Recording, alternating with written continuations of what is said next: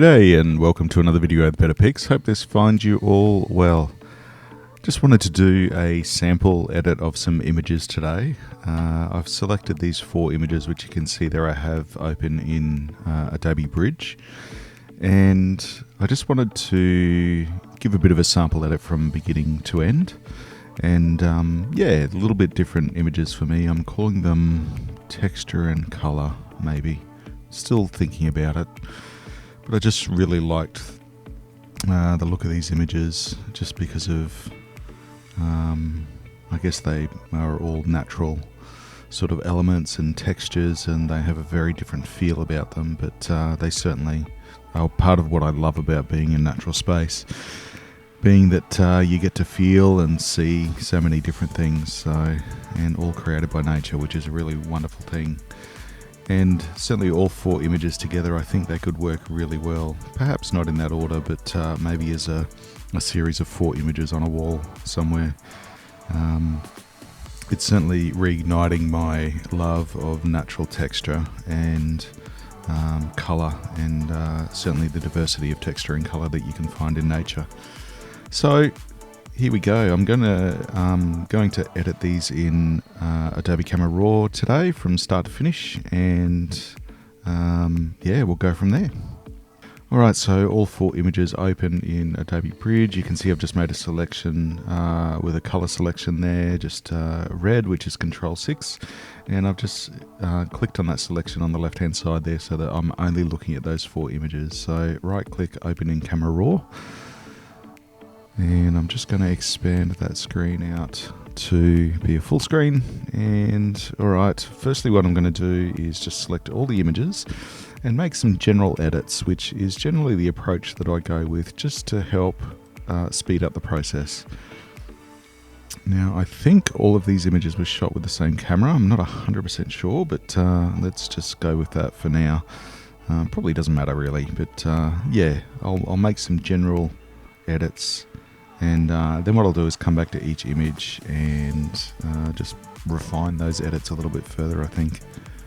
I'm just going to warm this one up a little bit. I'm just going to brighten it up a little bit as well.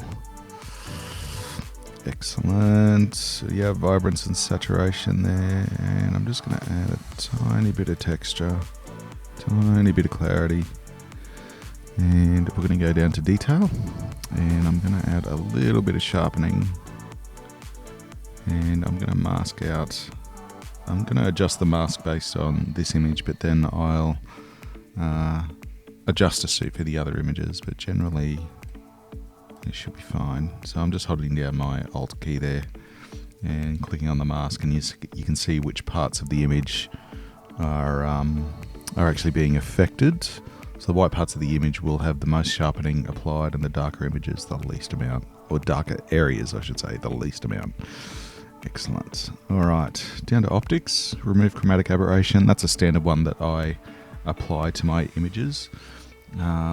Even with the quality of lenses that I have, I find that you still get chromatic aberration, which is frustrating but easily dealt with as well.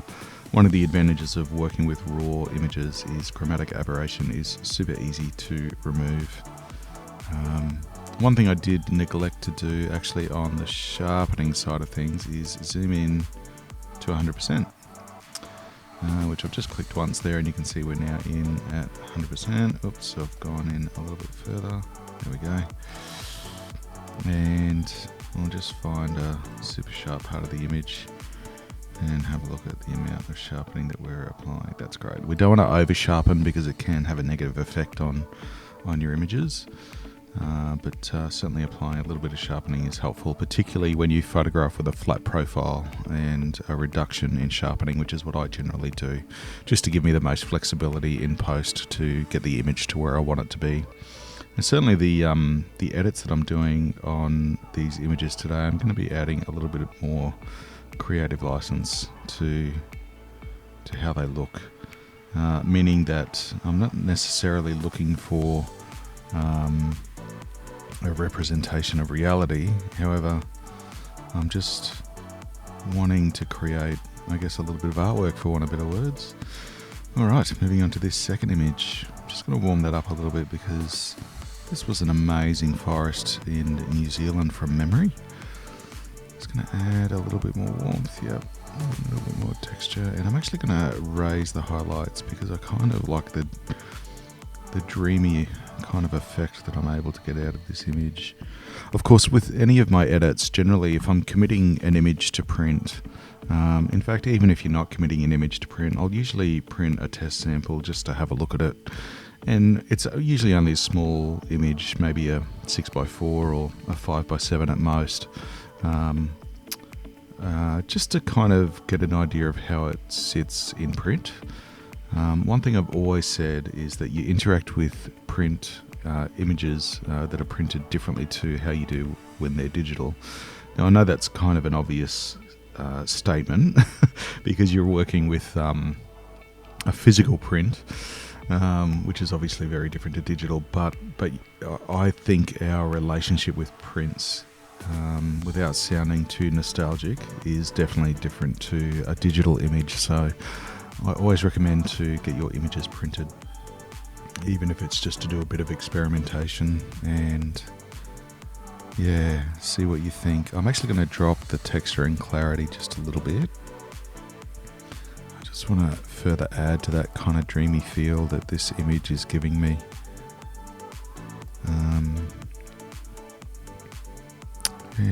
Kind of liking where this is going. You can see I've warmed up the color temperature quite a bit, and you can see that I'm kind of floating with my edits. I'm not kind of approaching this with a very defined or solid idea of what outcome or look that I want to go for. I'm really not only going with what I think works for the individual images, but keeping an eye on the 4 thumbnails down the bottom in how I think they can work together. So what I'm thinking with these images is they'd be great printed, the 4 of them, to the same size, and then in sitting together on a wall in a square type shape, or some sort of shape, I guess. This next image from memory I photographed in Alaska about 4 years ago when I was on my way to running a photo tour and working in the Russian Far East up in the Arctic, and we had a few days touring through Alaska, and these beautiful flowers were just on the side of the road. I don't know what they are, so my apologies for not being able to give you a definite answer of species, but they were just beautiful, and they photographed really nicely. Alright, so this last image is a little bit different. There we go. Actually photographed this in Scotland last year, and it was just a lovely little bunch of flowers with a honeybee on the side of the road somewhere. So I'm really loving a sort of intense colour approach with these images. I think when you've got 4 different images that have different colour, different textures, and different looks and feels to them, when they come together, that difference is what gives each of the images a real strength. So that I find is can be really interesting. And while each individual image I would be happy to have hanging on my wall, I'm also kind of well aware that the contrast that we're going to see between the images is what's going to give the collection of images strength as well. So just kind of looking at those 4 thumbnails down the bottom, I'm really liking the different colours and looks that they're kind of going with, as well as individually I'm really liking the edits with where they are at the moment. You can see I haven't made massive changes to these images. They're not big sort of edits to really take them to a different place to what they were. There's certainly colour and contrast adjustments, and they are different to what their original in-camera shot was, but they're not so far away from reality that you wouldn't necessarily expect to see this in the wild or in the field. So certainly happy with the edits, and I think they're kind of working together. Looking good so far. So the only thing that I'm going to do now is just do a little bit of selective darkening or lightening on different areas of the images, just to kind of contain focus to where I want it to be within the frame of the image. And I'm going to do that by using the adjustment brush, which is over on the right hand side now, with the new version of Adobe Camera Raw, and the shortcut is K. Excellent. All right, so what I'm going to do is just drop the exposure a little bit, maybe 25, and I'm going to drop the highlights maybe 20, just a little bit there. And I'm just going to darken this left-hand area of this image because I really want the focus to be around this very shallow but sharp, detailed area.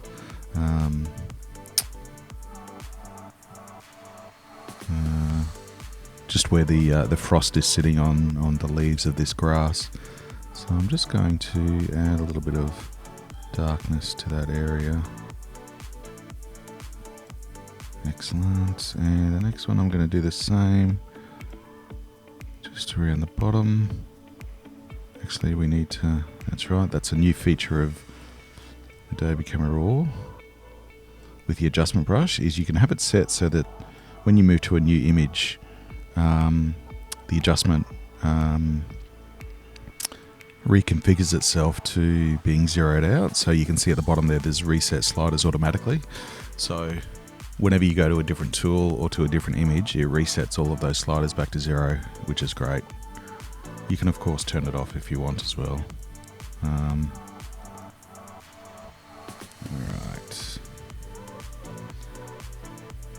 Actually, let's turn that off. And because I'm going to go with a similar adjustment. There we go, that's great. Similar adjustment brush setting for each image. Oops. Let's go back to full screen. There's certainly been some mixed opinions around the new version of Adobe Camera Raw. So far I'm enjoying it, but of course that's just kind of my perspective, I guess. Everybody's workflow is different and experience is different, and you know, there's photographers that are a lot more experienced than I am that are really not enjoying the changes, and there's people that are less experienced than I am that are enjoying it. So I think it just comes down to your own particular style and workflow. I often believe that, you know, changes to software, it's not necessarily about what's right or wrong, it's about what fits in with the workflow that you've developed over, you know, the time frame that you've been creating images. So that can kind of work. Of course, over the years with various versions of all software, really each change is rather incremental. Certainly the most recent version of Adobe Camera Raw is a much bigger change, but yeah, overall I think they are fairly incremental, so they're easier. So I mean, if we went back, you know, 10 versions of Camera Raw or Photoshop or any of those programs, we'd see a massive difference. You know, it'd be a much bigger change and process of adapting and getting used to the new version. So yeah, I think sometimes it does take a little bit of time, and hopefully they make the changes that they do to software applications and platforms, you know, from an informed place around what people are wanting. As I said, for me, I'm enjoying the new version, but it's certainly not the case for everybody. And you know, the fact that I'm enjoying it doesn't mean that everybody should. As I said, it's really based on your own workflow and your own experience. Oops. That's actually a new feature as well. You can see when you hover over the thumbnail, you can save out that specific thumbnail, which I accidentally just clicked on then. So that's a great feature because it means you can just go to each thumbnail and save them one at a time if you want, which is really kind of cool. I mean, you could save individual images in the past, but it's just a different way of doing it now. Which, you know, the only consistent in life is change. Alright, yep, so that's just a nice kind of image, not a lot of adjustments there, just bringing a little bit of focus in towards the center and darkening down the areas that would naturally have been a little bit darker anyway. Excellent. Alright, yep, liking that, liking that, liking that, and liking that. Alright, so what we're going to do now is we're going to select all 4 images. So I've just clicked across those thumbnails at the bottom, holding shift and clicking from one end to the other. And up on the top right hand side here you can save all the images, and if you just click on that little downward facing arrow, then the normal save options dialog box pops up, which really hasn't changed from the previous versions of Adobe Camera Raw. Previously I had an image size adjustment, so resize to the long side 2000 pixels, which I don't want to do. I'm just going to select a folder, and I'm just going to go to Damien Better Pics, and I'm going to go to create another folder here specifically for this these images. Master TIFF, color, and texture. So that's just a folder that I'm creating specific for these images. And we are going to save them as a TIFF. All the metadata, compression none. Yep, that's great. I'm actually going to save them out as sRGB. Normally I'd save them out as Adobe RGB, but I'm just doing... Actually, let's do it. Actually, no, I'm going to stay with sRGB just because these will be going straight up to the web as well as a sample. So I'm just going to remove one step of the process. Save them as TIFFs, which is a non-compression file. Yep, that's to the correct folder. I'm just going to click save. Alright, those images are all saved. So we're going to hit done, which will keep the edits that I've applied to those images, and you'll see those update in Bridge nicely. Excellent. Yep, looking great. Alright, so let's go to the folder where those images have been saved out to. You can see it's just above the raw images there on the left hand side. Master TIFF, color and texture. And what I'm actually going to do is open those in Photoshop. Now, you've probably noticed that I'm still using an older version of Photoshop. I haven't updated yet, but I will be shortly, and probably creating a video on the updated changes with Photoshop. There's not a huge amount of changes, but certainly some that are worth having a look at just to be aware of, in case, of course, the new tools or the new process of doing things can help your workflow. Alright, so let's have a look at the size of these images. So I'm just going to click on image and size, and let's have a look at pixels, 12 by 18 roughly, and image size, yeah, 13 by 20. So that one was photographed by a slightly higher resolution camera. Image size, yep, great, they're all roughly the same size, which they should be, 12 by 18. Excellent. All right. So what I want to do is just change all of these images to be the same length on the long side. And what I'm going to do is change them all to 18 inches on the long side. And the only reason that I want to do that is because I want to make them consistent. So 18... I'm just going out to image size, 18, so they're all 12 by 18 on the long side. Excellent. Of course they are all the same ratio, so I only need to put in the dimension on one side, and of course the other side will be the same. In this case they're all 12 by 18. Now what I want to do, just to get an idea, in fact you can do this for printing, for designing books. There's a whole bunch of scenarios where you can use what I'm going to do next. In fact, this is another video that's going to be coming up, doing design and layout work with Photoshop. But But what I'm going to do is pop all of these 4 images onto one canvas. Now, when I say canvas, I don't mean literally canvas that you print on. I mean a Photoshop canvas. So I'm going to create a new file. So File, New, and we're going to change that to inches, and I'm going to actually make that 50 inches wide, so quite big, and 30 inches high, and it's 300 the resolution, RGB color, pixels per inch there, and it's going to be white. So that's a canvas. That's a plain white canvas. You can obviously make it any color you want, but that's what I mean when I'm referring to canvas. And what I'm going to do now is I'm going to click and drag all of these images onto this canvas. And this is how I'm going to create a bit of a layout, or get an idea of what the images would look like sitting together on a wall. Now, what I'd love to do with these images is actually maybe print them on a metallic or a metal print, just to really show off that color and sharpness.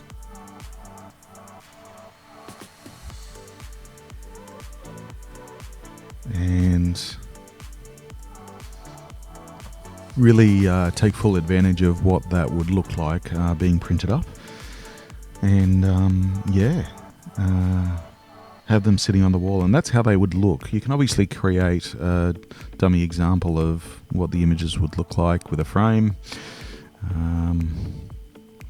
You can even, I guess, drop them into a photograph with a scene. You know, if it's take a photo of your lounge room and pop them onto the wall digitally, so you can get an idea of what they look like. But for me, I'm just going to look at them like this today, just to get an idea of how they would look. Now, you can see I've dragged them all onto that canvas. If you have a look on the bottom right hand side here, I've got the Layers tab open. If you're not seeing the Layers tab, then pop up to Window and just make sure Layers is ticked.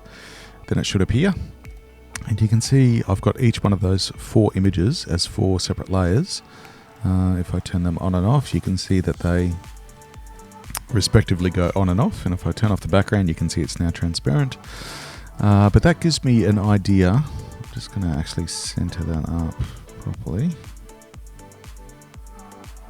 There we go, that's better. That gives me an idea of how the images would look if they were printed up and sitting next to each other on a wall, which I really like. I like sort of, being visual creatures that we are, especially as photographers. We kind of want to see everything working together. I really like doing that as a process. In fact, the exhibitions that I've had in the past, I've created virtual walls of the entire exhibition and laying the images out virtually before I commit them to print. So it gives me an idea of size, as well as how they look with each other. And then, of course, I'll print out small versions, pop them on the wall, have a look. Again, just to sit with the images and make sure that I'm happy with everything. Otherwise, it's all good to go. So, I'm liking the look of these images. The only thing that I may do, which is not a big issue, is maybe swap the order around of these images and just play with that. The beauty of working with layers is you're completely flexible, and you can save the image and come back and work on it later with those layers still intact. You can either save it as a PSD, which is a Photoshop document, or you can save it as a layered TIFF. My recommendation would be generally a PSD, because you can you get a little bit more efficiency out of the file size. A layered TIFF, particularly of this size, 30 by 50 inches, is a pretty massive file. So it might be a good way to go.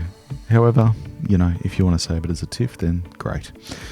But that just gives you an idea of how, as I mentioned, the images would look sitting next to each other on a wall. And I'm kind of liking the look of them. They're each different, but I think they all kind of work with each other as well. Certainly the color is different, and that's, I think, where the strength of each image comes out.